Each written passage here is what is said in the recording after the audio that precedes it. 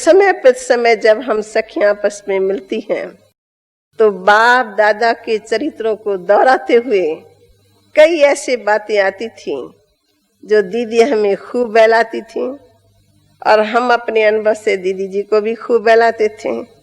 तो जैसे भगवान के चरित्रों को सुनने और सुनाने का शौक था, तो दीदी जी के संग संग जैसे रही, तो बाबा की बातें सुनने और जो हमारे अनुभव में बातें आती थी उनके आगे हम रखते रहे। हैदराबाद सिंध में दीदी जी का लौकिक जन्म हुआ और एक धनी दानी घराने में हुआ और नाम बड़ा अच्छा था, गुणवाचक नाम गोपी था और गोपियां होती हैं कृष्ण की प्यारी।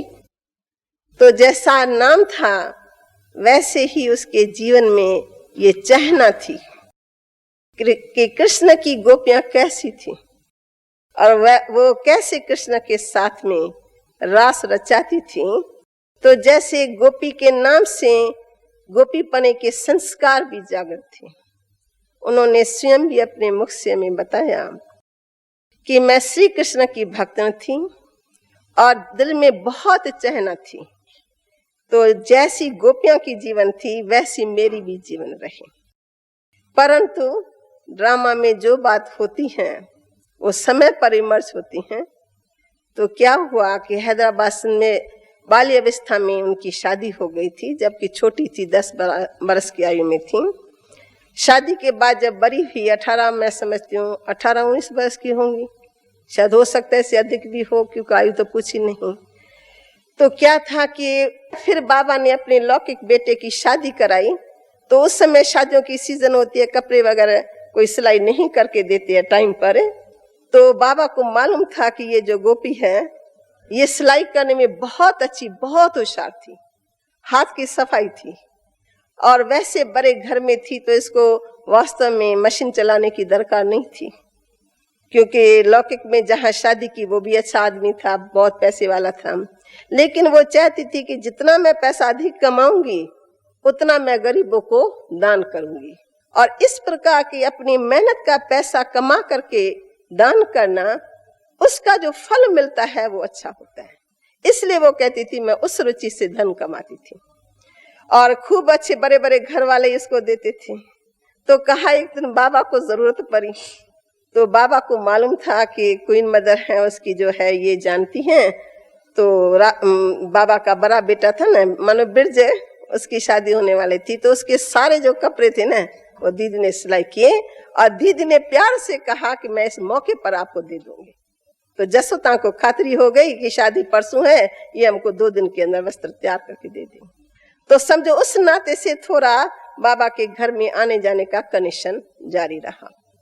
खैर परंतु फिर भी घराना इनको टोटली अच्छा लगता था क्योंकि भक्ति का बहुत प्रभाव था और स्वभाव में बाबा के घर में धन तो था परंतु धन के साथ साथ भक्ति और निर्माणता का गुण था। बाबा एक छोटे से मकान में बैठा हुआ था और गीता का ज्ञान रियली चल रहा था। तो कहती मैं भी अपनी माता जी के साथ में गई जो दीदी ने सुनाया है। ऐसे बाबा बोल मेरा सत्संग पूरा हुआ तो आनंद बहुत आया क्योंकि मैं उसमें मगन थी। तो जब बाबा उठा नहीं तो बाबा को पता था ये बच्ची आई है, तो बाबा ने पास बुलाया। तो पास बुला करके कहा बच्ची तुमने सुना, तुमको कैसा लगा? अच्छा लगा जैसे पूछा जाता है। तो कहा हाँ ज्ञान तो अच्छा लगा। तो बाबा तो कहा बाबा वैसे तो लिखा हुआ है हमारे शास्त्रों में कि हिंदू नारी को गुरु करने की दरकार नहीं है क्योंकि पति ही परमेश्वर है, पति ही गुरु है। तो इस भावना से जैसे दिखलाती थी कि भैया आपको मैं गुरु बनाऊं। बाबा ने सिर्फ यही पूछा तो उससे उसने सोचा कि शायद ये कहता है अभी तुम मेरी वो बनो और गुरु दक्षिणा जैसे होते हैं। तो बाबा ने कहा बच्ची मैंने तो कहा ही नहीं कि किसी को गुरु बनाना है। और बच्ची यहाँ गुरु बनाने की तो बात ही नहीं है, ये तो ज्ञान है और ज्ञान ऐसी ऐसी जिंदगी बनती है। तो बच्ची अगर तुम रोज आएंगी, साधन का कोर्स है, थोड़ा थोड़ा सुनेंगी तो तुम्हारी जीवन बहुत ऊंची बन जाएंगी। तो कहा जब बाबा ने ये कहा ना तब समझो मुझे लगा कि भाई पति परमेश्वर जो गुरु है वो तो रहेगा ही, बाकी यहाँ आना है सिर्फ ज्ञान वगैरह सुनना है क्योंकि पति से भी प्यार था। तो फिर ये ज्ञान सुनती रही, पर ज्ञान तो बुद्धि में कम बैठी। फिर जब बाबा को देखती थी ना, देखते देखते उनको बाबा के साकार स्वरूप से भी श्री कृष्ण की वासना आती थी। कहती थी मैं ट्रांस में भी नहीं जाती थी, परंतु एकदम से मेरे को पक्का भान हो गया कि मैं श्री कृष्ण के सामने हूँ। बाबा उधर जाए, बाबा उधर जाए, बस मेरे दुनिया के सब सुख अपने आप छूटते गए। एक भगवान की आकर्षण मेरे को पकड़ के खड़ी रही। घर में जाती हूँ फिर चैन नहीं आता है, बस बाबा के पास जाऊं। अब थोड़े समय के बाद बाबा कश्मीर में चले गए। कश्मीर में गए तो फिर कश्मीर से पत्र वगैरह आए। जब पत्र आती रही ना, तो पत्रों को पढ़ पढ़ करके ये गोपी रोती रहती थी कि बाबा कब आएंगे, बाबा कब आएंगे। अब इतना दिन हुआ, पत्रों को प्यार करती थी, पत्रों को छिपा के रखती थी। और जैसे भी कोई सखी आई, सहेली आई, उसको पत्र दिखाती को बाबा ने कैसे पत्र लिखा है। तो बाबा के पत्र में एक रूहानी प्यार भरा हुआ है, चंद शब्दों में बहुत सुंदर पत्र। पर इसको तो समझे प्यार हो गया ना बाप से, तो फिर उनके हर वस्तु से प्यार। तो कहा बाबा पति कहता है तुम मेरे साथ सिनेमा में चलो। तो मैं जाऊं, क्या करूं? बाबा ने कहा जाना पड़े बच्ची, तुम बैठी रहना, तुम बाबा को याद कर। मानो उस समय में बाबा ने क्या कहा वो मुझे याद नहीं है, अभी तो मेरे मुख से बाबा ही निकलेगा। तो तुम अपनी मस्ती में रहना। उस समय हम पता नहीं क्या क्या शब्द होते, शांत समाधि में रहना, ओम की उस मस्ती में रहना, निज स्वरूप में टिके रहना, ऐसे ऐसे शब्द थे। तो बाबा ने कुछ उसको बोला, तो इसने कहा ठीक है, पर पति को खुश करना ऐसे नहीं कि बच्ची बड़े घर की हो, झगड़ा हो जाए तो सारी कन्या मातें बंद हो जाएंगी। तुम निमित्त हो, तुम बड़ी हो, तुम ऐसा कर्म पहले नहीं करना, पर युक्ति से चलती रहना। तो एक दिन बात में पति को बड़ा गुस्सा आया, तो कभी भी हाथ नहीं लगाया था, लेकिन एक दिन ऐसा उसको गुस्सा आया तो गुस्से में थोड़ा हाथ लगाया। जब हाथ लगाया तो उसका चश्मा गिर गया और शीशा टूटा, तो उसको बहाना मिल गया। तो उसने सब और थोड़ा वो किया कहा देखो आप तो मेरे को विकारों के कारण मारते हो, यानी आपको विकार प्यारी है या मैं प्यारी हूं? अगर ऐसा है तो आप भले मेरे को छोड़ दो। कि जैसे इसके अंदर जो संस्कार थे ना, वो बड़े वंडरफुल संस्कार थे। मैंने घर में शादी तो की छोटेपन में, परंतु जैसे बड़ी भी तो उसके पिताजी का जब देहांत हुआ ना, तो उसकी बुद्धि बहुत तेज थी। इसके पिताजी की उसका देहांत हुआ और क्वीन मदर कहती है वो सारी बुद्धि इसको मिल गई। इसकी बुद्धि बहुत तीक्ष्ण।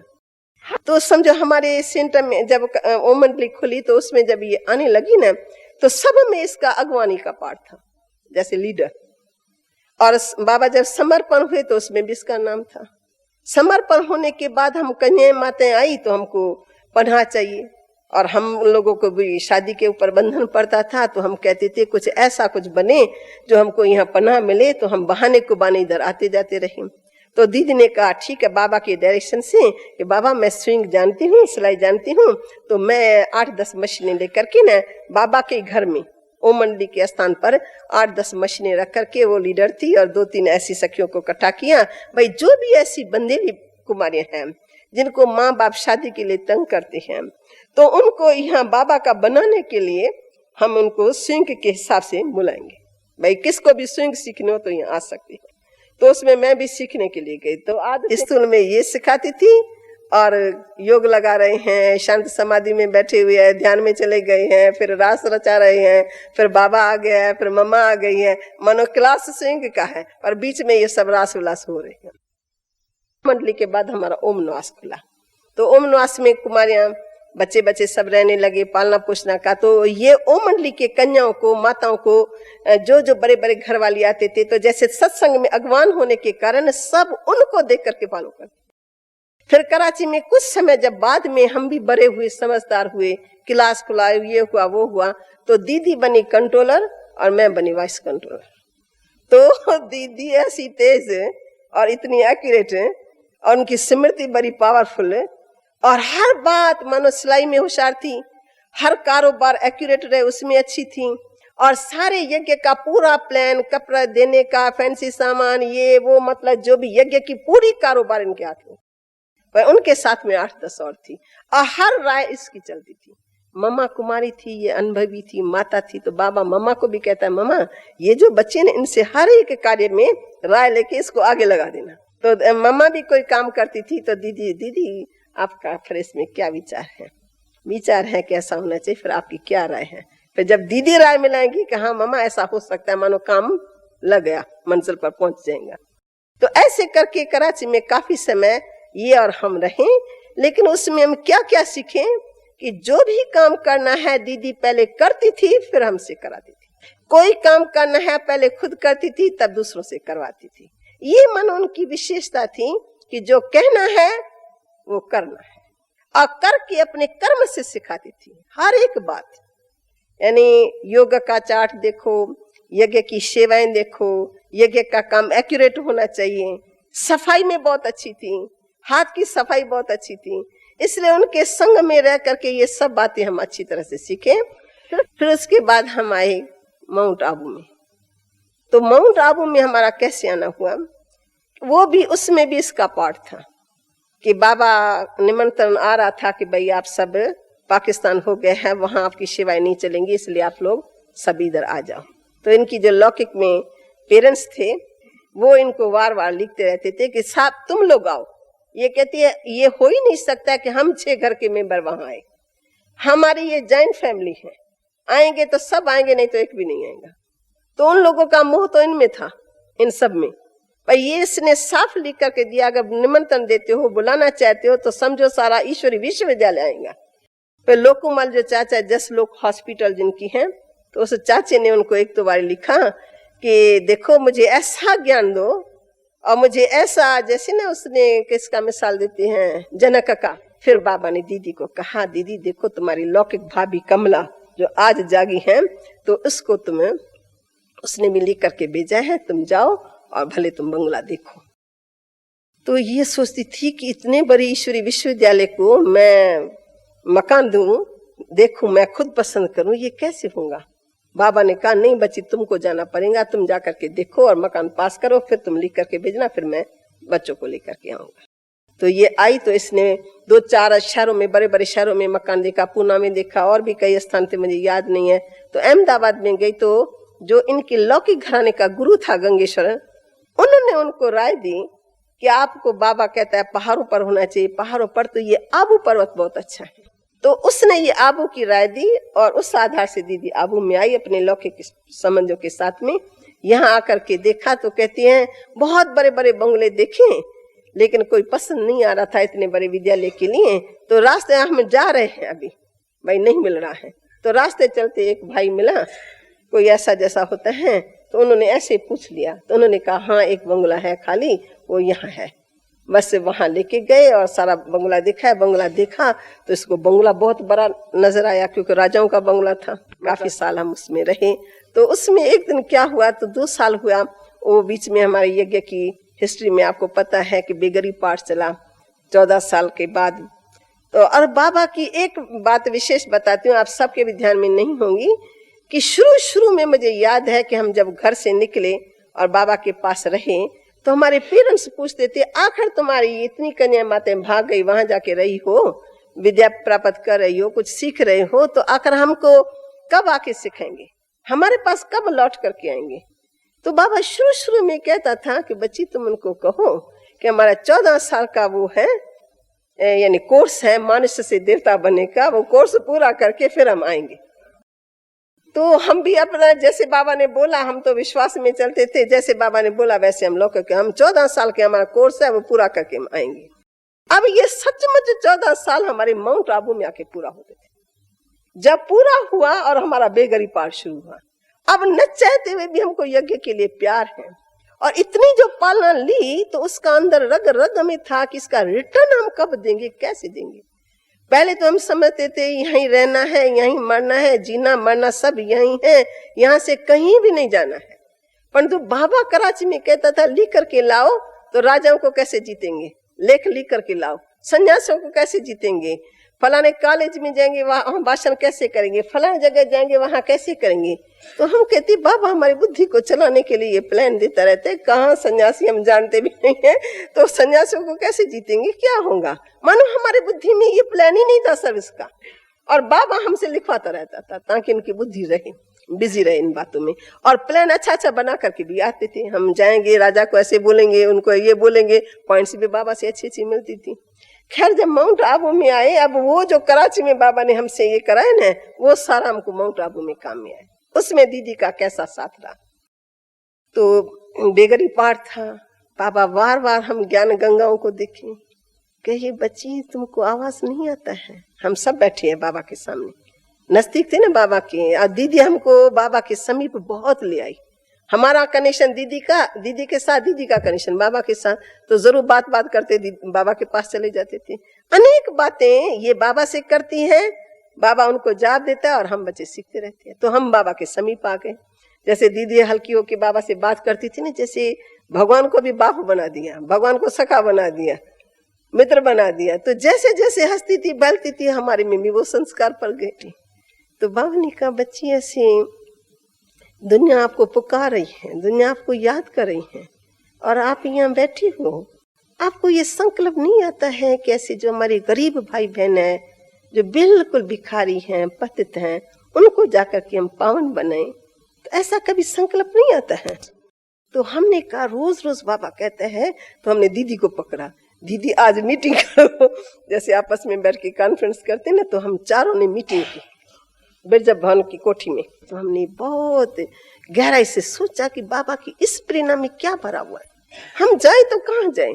दुनिया को देखा नहीं, मनुष्यों को जानते नहीं, ट्रेनर को जानते नहीं, सिक्के बदल गए, जमाना बदल गया, बाबा रोज रोज हमारा नाम लेता है। दीदी आप बताओ हम किस तरह से बाबा की आश को पूर्ण करें। तो फिर प्लान बनाते बनाते, रतनमणि भी थी, मैं, 4 जने थे। तो प्लान बना के सबसे पहले जिसके भी संबंधी दिल्ली के अंदर हो ना, तो पहले दिल्ली के अंदर जाए और संबंधियों का निमंत्रण लेंगे, और निमंत्रण पर जाकर के फिर हम सेवा करेंगे, मंदिरों में जाएंगे, जो जो प्लान कराची में बना ना वो वहां काम में लाए। दीदी ऐसे तो मेरे रिश्तेदार है दिल्ली के अंदर, तो कहा बस उनको तुम चिट्ठी डाल दो, तुम चिट्ठी बाबा को बता देंगे प्लान, तुम चिट्ठी डालो, उनका निमंत्रण आवे, फिर बाबा को तुम कहना कि बाबा निमंत्रण आया, हम जाते हैं उनकी सेवा करने। तो हमारे को ना पावरफुल निमंत्रण आ गया। तो ट्रेन में क्या क्या ज्ञान देना शुरू कर दिया। जब सेवा करने जाते थे तो वो कहती तुम दोनों भाषण करने में अच्छी हो ना, तुम जाओ, मैं घर में बैठी हूँ। और जब हम सेवा करके लौटते थे, सारे भंडारे की सफाई, सारे घर की सफाई बिल्कुल एक्यूरेट। घर आओ तो जैसे मंदिर बना, छोटी सी झोपड़ी तभी भी सजी हुई रहेगी। ऐसे काफी समय हमारा मानो दिल्ली के अंदर बीता। फिर दीदी अलग हो गई, हम दिल्ली के अंदर रहे, दीदी अलग की इलाहाबाद में इधर बड़े साधु संत महात्माओं की गंगा के साथ मिलकर के उसने काफी सेवा की वो टाइम। लेकिन दीदी की ये सब विशेषता, सबसे पहले दीदी नंबर 1 स्टूडेंट थी, क्योंकि कंप्लीट फॉलो किया। जैसे बाबा सुप्रीम टीचर, तैसे बाबा स्टूडेंट भी नंबर 1। टाइम पर रहना, पढ़ाई को पढ़ना, पॉइंट्स नोट करना। तो दीदी के अंदर पॉइंट्स नोट करने का संस्कार, क्लास में टाइम पर आना है उस बात पर ध्यान, और बाबा जो कहे वो करना है। तो श्रीमत पर चलने की बहुत बड़ी शक्ति थी उसके अंदर। सारी लाइफ हम देखते हैं कि श्रीमत पर कदम कदम पर चली है। और दूसरा, निश्चय का फाउंडेशन बहुत गहरा, कोई हिला न सके। तीसरी बात कि सरेंडर, तो कंप्लीट सरेंडर। फिर उसके सरेंडर के बाद उसको लाइफ में कभी भी लौकिक घर की, धन की, दौलत की ये आकर्षण नहीं है। बस हर एक को सखी बनाए। ये तो दीदी की विशेषता थी। जो आएंगे तुम तो मेरी सखी हो, छोटी बच्ची भी आएगी तुम तो मेरी सखी हो, कोई बांध लेंगे तू तो मेरी सखी हो। सखी बना करके उससे बातें जीते करके उसके दिल को जीत लेती थी। तो इस तरह से दीदी ने छोटे यानी बचपन वाली एज वाली जो छोटी छोटी है ना, उनसे भी जब बात करेंगी उनको भी फर्स्ट से सखी कहेंगी, हमारे जैसे को भी सखी बनाएंगे, अपने जैसे अपने से बड़े बड़े हैं उनको भी उस प्रकार से। तो ये भाषा भी एक विशेष रही। और दूसरी जो दीदी की विशेषताएं थी वो ये थी कि हर एक बात का गुण उठाना। समझो किसी ने भाषण अच्छा किया तो फट से ध्यान जाएगा, देखा इसने भाषण कितना अच्छा किया, इसके भाषण में ये विशेषता थी। समझो किसी ने काम अच्छा किया तो उसका गुण उठाएंगे, कहेंगे देखो इसने कैसा ये काम कितना अच्छा किया, तो उसका उत्साह बनाएंगे, उसको आफरीन दे देंगे। और ये हम लोग देखते थे, सीखते थे कि देखो दीदी ने इस छोटी बच्ची का ये अच्छा काम देखा तो उसको एकदम लिफ्ट दे दी। चाहे भाई हो, चाहे कोई भी यज्ञ की सेवाएं अनेक प्रकार की होती हैं, तो पालना में पूरा पूरा पाठ रहा, इसलिए ये सब बातें गुणचोर थी, हम ये नोट करते थे। और तो लिखने की कला इतनी अच्छी जो आज लास्ट मोमेंट तक भी देखो, लास्ट में भी क्लास में आई है, कॉपी, चश्मा, पेन इसके साथ साथ हैं और 2-4 पॉइंट्स नोट कर लेती हैं और पॉइंट का प्रश्न बना लेती हैं। फिर हम लोगों से प्रश्न उत्तर करती है, खेलती हैं। फिर शाम के समय रोज अपने कमरे में एक बहन को कहेंगे कि सिंधी में जो आज प्रश्न उत्तर निकले ना वो मेरे को सुनाओ। फिर वो बुद्धि में रख करके फिर जो पार्टी आएंगी उनको उससे बहलाएंगी, ज्ञान रत्न से बहलाएंगी। यहाँ तक कि सौगात देने की जो विशेषता थी वो इतनी वंडरफुल हमने देखी कि हमारे पास ऐसी अभी कोई ऐसी बहन नहीं है जिसके अंदर इस प्रकार की पालना का है। यानी हर वक्त बच्चे आते ही रहते हैं और फिर सौगात दो, प्यार से दो, बाबा की याद से दो, 2 वचन भी बोलो। तो दीदी ने बहुत प्यार से ये डिपार्टमेंट संभाली। हर व्यक्ति को अपने अपने ढंग से बहलाना, सौगात देना। इतने तक के डायरी पेंसिल देंगी ना तो स्लोगन खोल खोल के देंगी, देखो इसमें क्या है। 4 स्लोगन जरूर सबको सुनाएंगे। ज्ञान युक्त सौगात ज्ञान दे करके दे देंगे। डायरी खुलवाएंगे, तुम्हारे को क्या मिला प्रेरणा, अच्छा नोट करो तारीख। तो ये विशेषता है ना। तो एक ये विशेषता। और दूसरी दादी जो हम देखते थे ना, नजदीक में कोई बात हो जाती थी, फट से अपनी भूल कुछ हो जाए तो छोटे के आगे भी माफी लेने में हिटकती नहीं थी। भाई आप इस बात को भूल देना, मैंने इस भाषा से कहा पर मैंने देखा आपको थोड़ा फील हुआ तो आप इस बात को भूल जाना। तो एक सच्चाई सफाई हो, श्रीमत हो, सर्व संबंध एक के साथ। ये एक विशेष बात थी, आदि से अंत तक सर्व संबंध एक के साथ। निश्चय का फाउंडेशन पक्का, गुणग्राही वृत्ति और संपूर्ण बनने की चाह। बस अभी 2 साल तो मन एकदम उपराम था। हर वक्त जो आता था अब तो घर चलना है ना, ये मकान बन रहा है, ये बन रहा है। दीदी का मन उपराम था, ये बाबा के बच्चों के लिए बन रहा है, अपनी प्रॉपर्टी तो है नहीं। कोई बात मैं ऊंची ऊंची बताऊंगी, अब तो दीदी पढ़ते खेता का देखो ये हो रहा है, वो कहेंगे अब तो घर चलना है ना, अब तो घर चलना है। तो घर जाने की धुन, योग का चार्ट एक्यूरेट। बीमार है, सीमार है, मुझे कहेंगी मनोहर आज मेरी तबीयत थोड़ी नीचे ऊपर है, मैं आऊंगी जरूर, पर तुम भी ध्यान रखना अगर मैं इत्तेफाक से ना आ सकूं तो तुम जरूर तख्त पर बैठ। तो ये जो विशेषताएं हैं हम अपने में देते हैं, वे उस प्रकार की विशेषताएं नहीं है। लेकिन आज जब दीदी अव्यक्त हुई तो जैसे एक रिपीट करने से लगा ये तो बहुत बड़ी विशेषताएं हैं। अभी हम बच्चों को सबको ये विशेषताएं जीवन में भर करके हर एक आत्मा की पालना ऐसे होनी चाहिए ना। तो उससे अनेक आत्माओं को अनेक प्रकार की प्रेरणा मिली, जिसका फल तो हम सब ने देखा कि दीदी का सुनते सब कैसे दौड़ते दौड़ते पहुंच गए। अभी ओम शांति करती हूँ।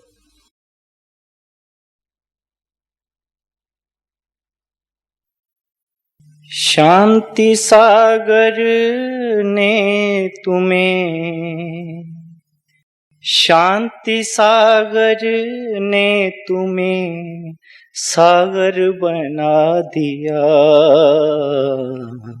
प्रेम दीप ने तुझको, प्रेम दीप ने तुझको ज्योति घर बुला लिया। बाबा बाबा रटने वाली, बाबा बाबा रटते मन को बाबा में बसा लिया। शांति सागर ने तुम्हें सागर बना दिया।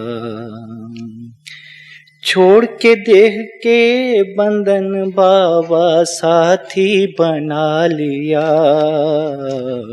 शांति सागर ने तुम्हें सागर बना लिया। पर ये तो बताओ मन को मोहने वाली दीदी, ओ मीठी दीदी, मीठे मधुबन वाली, एक नजर से उड़ाने वाली, वतन की सैर कराने वाली। फिर मिलेंगे कब हम तुझसे, फिर मिलेंगे कब हम तुझसे, पाएंगे माँ का प्यार तुझसे, ये तो बता जरा। शांति सागर ने तुझे सागर बना दिया। पाएगा परिवार कब दोनों ताज दादी दीदी। शक नहीं कि इसमें तू रहेगी सदा मधुबन में ही। हर मधुबन निवासी के, हर ब्राह्मण के दिल में ही खुशबू तेरे गुणों की रहेगी सदा मधुबन में ही। देखते रहेंगे तुझको हम तो सदा सदा, देखा तुझको हमने मधुबन में सदा। मुबारक तुझको यही लाखों बार, वतन की संपन्न फरिश्तों का सेवा का बाबा का साथ। मिलोगी हमको तारों से पार, देख रही हो हमको आप ऊपर से बाबा के साथ। मिलना चाहे साकार में सभी, दीदी दिल से सुन लो आज। बाबा बाबा रटते मन में बाबा बसा लिया। शांति सागर ने तुझे सागर बना लिया। प्रेम दीप ने तुझको ज्योति घर बुला लिया। बाबा बाबा रटने वाली, बाबा बाबा रटते मन में बाबा बसा लिया। छोड़ के देह के बंधन बाबा अपना बना लिया।